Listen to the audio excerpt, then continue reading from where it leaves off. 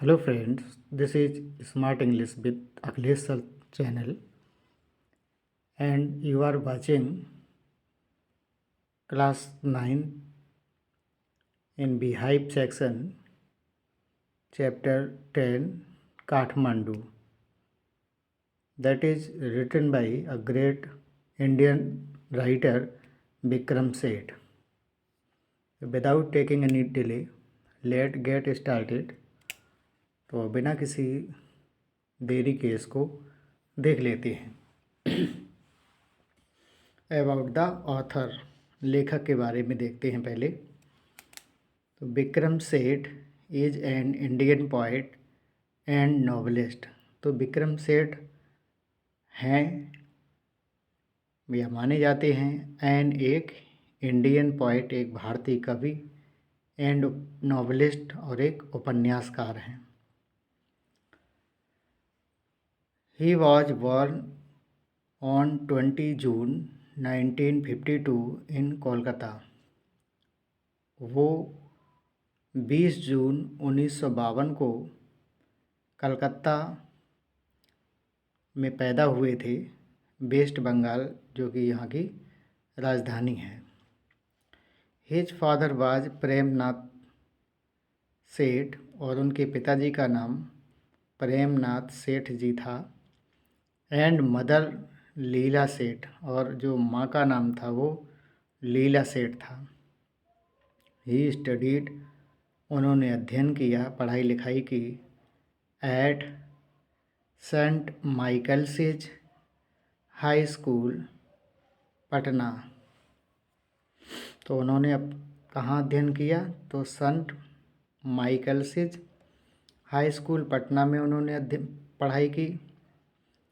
The Doon school Dehradun, और देहरादून के Doon school में भी उन्होंने अध्ययन किया, पढ़ाई की। And Corpus Christi college Oxford, London में पढ़ाई की। मतलब आगे उच्च शिक्षा उन्होंने क्रिस्टी कॉलेज ऑक्सफोर्ड जो कि लंदन में पढ़ता है वहाँ पे प्राप्त की। He has written several novels, उन्होंने बहुत से उपन्यास लिखे हैं। एंड पोएट्री बुक्स, और कविताओं की भी कई सारी किताबें लिखी हैं। किताबें मतलब संकलन पूर्ण किए हैं। He has several awards in his name, उन्होंने बहुत सारे अवार्ड जो हैं वो अपने नाम किए हैं, जैसे पद्मश्री, साहित्य अकेडमी अवार्ड, प्रवासी भारतीय सम्मान, ETC। ये जितने भी रिवार्ड हैं या जो भी अवार्ड्स हैं वो विक्रम सेठ जी ने अपने नाम किए हैं। हिज वर्क्स इंक्लूड, उनकी जो रचनाएं हैं वो शामिल हैं। तो मैपिंग्स में देखने को उनको रचनाएं मिलेंगी, ये एक संकलन का नाम है। एंड बीस्टली टेल्स, और इस संकलन में इनकी कविताएं, इनके उपन्यास देखने को मिलेंगे। एंड हेवन लेक, और हेवन लेक में भी इनकी रचनाओं को देखने को मिल सकता है। इसके बाद इसकी अबाउट द लेसन की संक्षिप्त में समरी भी देख लेते हैं। Kathmandu is the capital city of Nepal. सभी जानते हैं कि जो नेपाल की राजधानी क्या है वो काठमांडू है। तो काठमांडू का ही यात्रा वृत्तांत इसमें बताया गया है, और ये एक प्रकार का यात्रा वृत्तांत ही है, जैसे हिंदी में राहुल सात्यांकन का है अथातो घुमक्कड़ जिज्ञासा। तो यहाँ पर भी एक ये ट्रेवलाग है, कहने का मतलब ये है। तो Kathmandu is the capital city of Nepal, Nepal की क्या है वो राजधानी है। It is a place of pilgrimage as well, और यह जो स्थान है वो तीर्थ यात्रा का भी एक स्थान माना जाता है या है। द ऑथर, जो लेखक हैं, विजिट भ्रमण करते हैं, 2 टेम्पल्स देयर, वहाँ पे 2 मंदिरों का वो भ्रमण करते हैं। द पशुपतिनाथ टेम्पल, एक पशुपतिनाथ टेम्पल का दर्शन करते हैं या विजिट करते हैं। एंड एनोदर, और दूसरा क्या है, दैट ऑफ द बौद्धनाथ स्तूप, और दूसरा जो है वो बौद्धनाथ स्तूप का भ्रमण करते हैं। At Pashupatinath temple, Pashupatinath temple में ही फाइंड्स, वो पाते हैं, एन एटमॉस्फियर, एक ऐसा वातावरण, ऑफ फीवरस डिसऑर्डर, जहाँ पे बहुत ज़्यादा अफरा तफरी है, बहुत ज़्यादा शोर शराबा है, बहुत ज़्यादा अव्यवस्था है ना। तो ये कहाँ पे अव्यवस्था है, कहाँ पे ज़्यादा शोर है, कहाँ पे बहुत बिगड़ी हुई व्यवस्था है, तो ये है पशुपतिनाथ टेम्पल की। नॉइज एंड क्राउड, वहाँ पे बहुत ज़्यादा शोर है, बहुत ज़्यादा भीड़ है, गलियाँ हैं वो तंग हैं बहुत, और खचाखच भरी हुई हैं विक्रेताओं से, क्रेताओं से, पर्यटकों से, ठीक है, क्षेत्रवासियों से।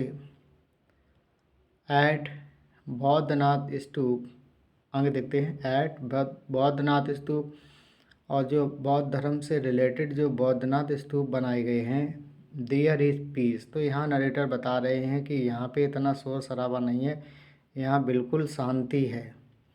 ही likes the peaceful atmosphere of Boudhanath Stupa, तो नरेटर को बौद्धनाथ स्तूप वाला स्थान जो बहुत अच्छा लगता है। तो ही लाइक्स द पीसफुल एटमॉस्फियर, कि यहाँ का जो वातावरण है कैसा है, बहुत शांतिपूर्ण, शांति प्रिय है, शांति से भरा हुआ है। ऑफ बौद्धनाथ स्तूप, बौद्धनाथ स्तूप का जो माहौल है एकदम से शांत है।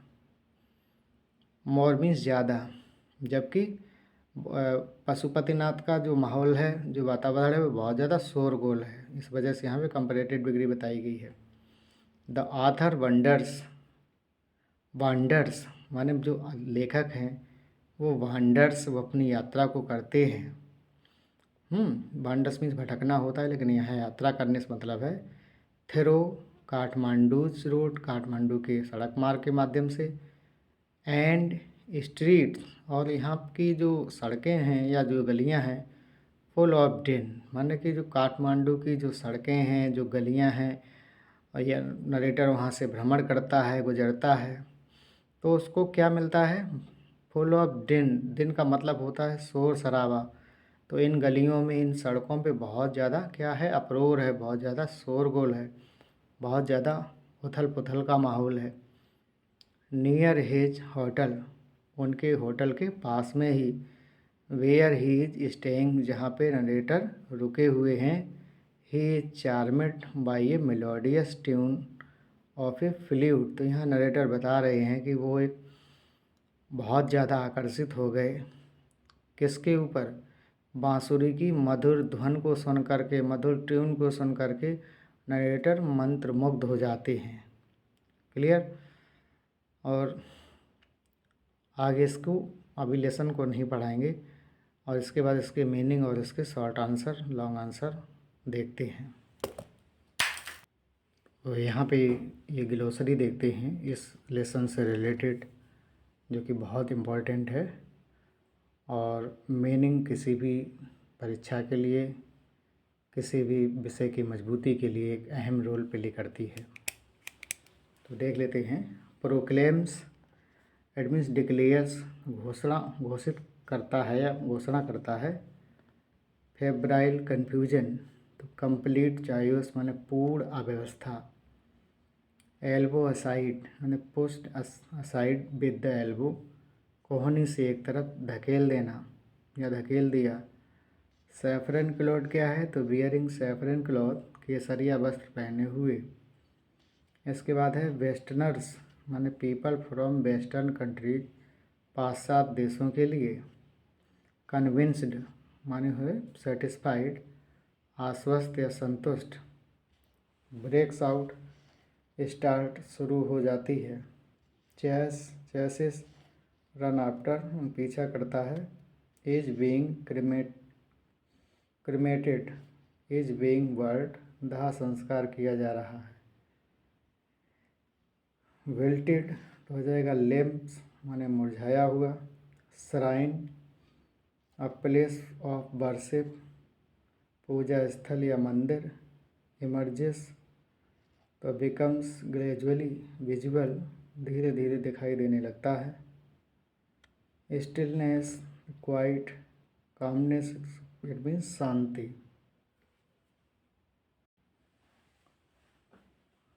इमेंस देखते हैं, वेरी लार्ज माने विशाल।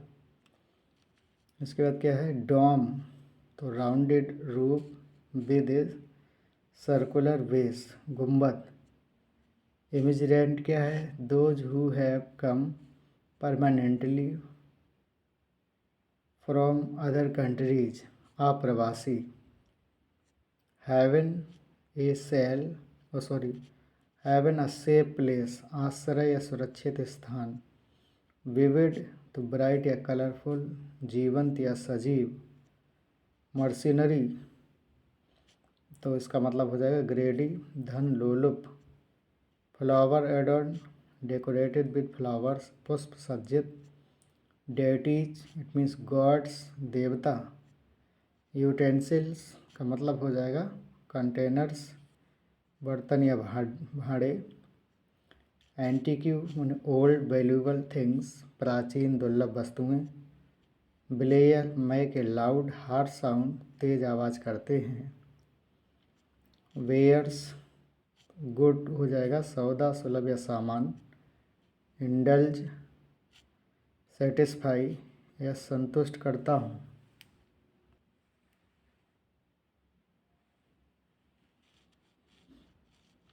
माइंडलेसली विदाउट नो इंटरेस्ट, बेमन से। Marzipan a sweet made with grated almond, बादाम से बनी हुई मिठाई। ब्रेजियर ओपन स्टेम मन खुला चूल्हा।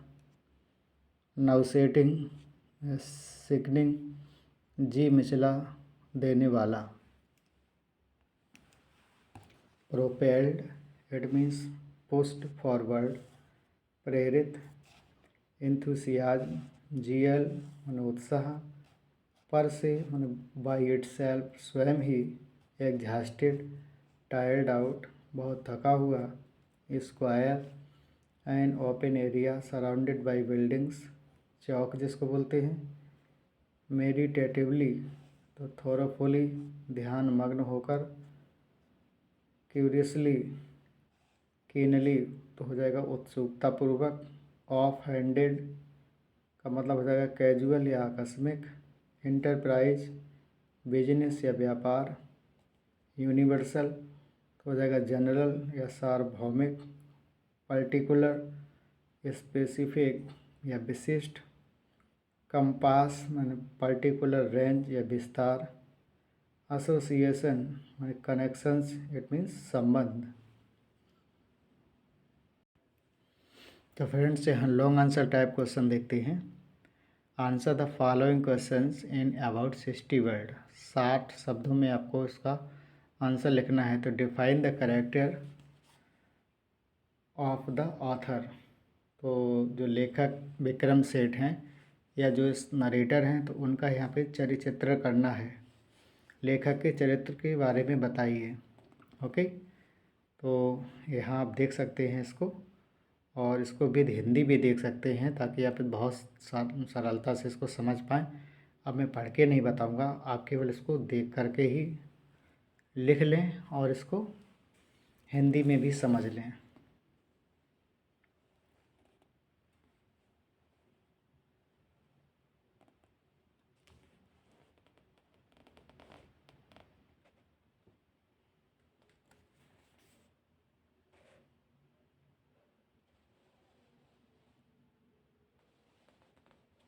यहाँ से इसकी हिंदी स्टार्ट हो रही है।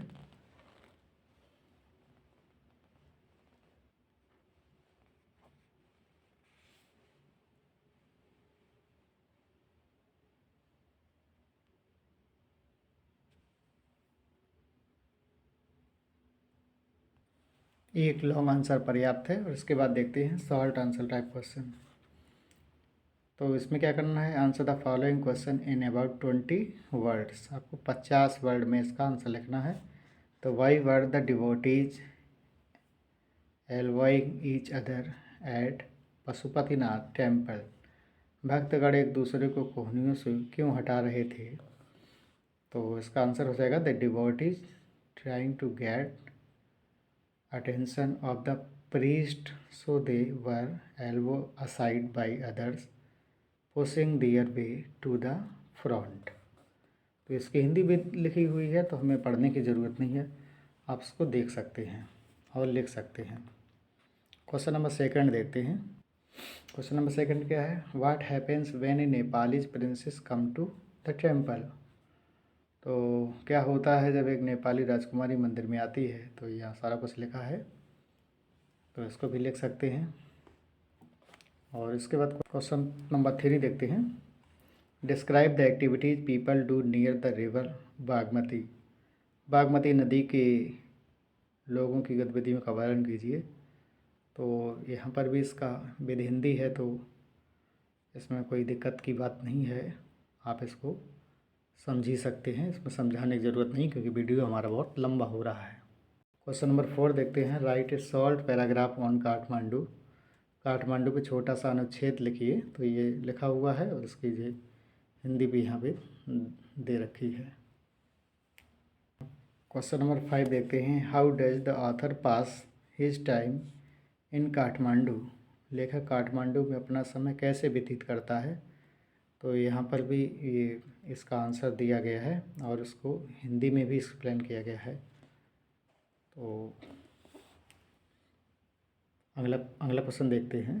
क्वेश्चन नंबर 6 देखते हैं। Why does the author called the Buddhist shrine Boudhanath stupa as a heaven place of quietness. लेखक बौद्ध तीर्थ स्थल बौद्धनाथ स्तूप के महत्व का वर्णन कैसे करता है? तो इसको भी आप लिख सकते हैं। और इसके बाद अगला क्वेश्चन देखेंगे।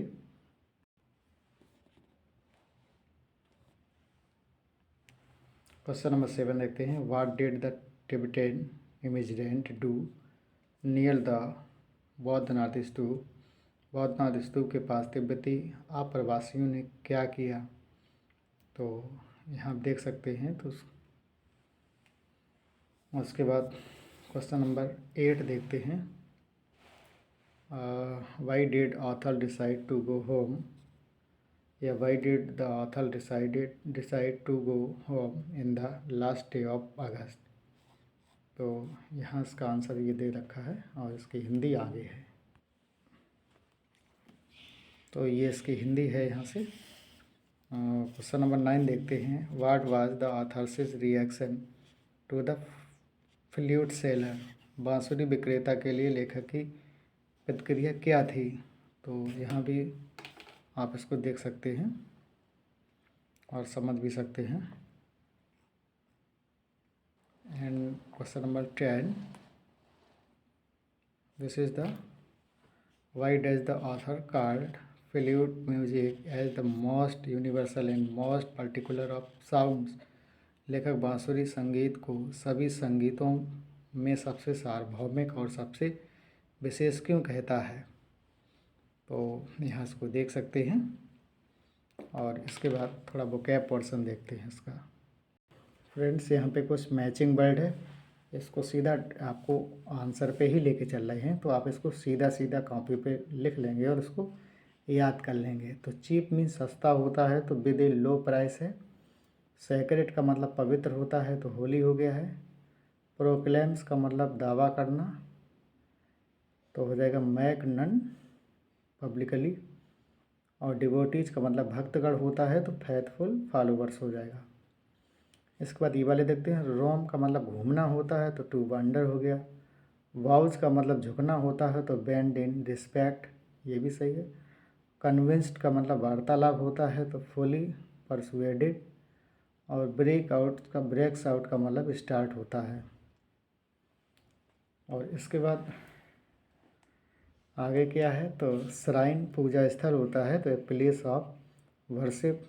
एविल का मतलब बुराई होता है, तो बैड हो गया है। हेवन का मतलब सुरक्षित स्थान होता है, तो आज से प्लेस हो जाता है। ब्रेजियर का मतलब अंगीठी होती है, तो ओपन स्टोव जिसको बोला जाता है। और यहाँ पे कुछ कंप्लीट द स्पेलिंग्स दे रखी हैं, तो इसको भी देख लेते हैं। और इसकी जो आंसर है वो इस प्रकार से है। पहली नेफिव है, फिर फेब्राइल है, कॉप से है, और विल्टेड है, स्केप और स्टिलनेस, ये इसके करेक्ट आंसर हैं। और इसके बाद friends MCQs based question answer देख लेते हैं। That are the writer and his friends offered are new, तो हो जाएगा फ्लावर्स, न्यू नहीं फ्यू है सॉरी यहाँ पे।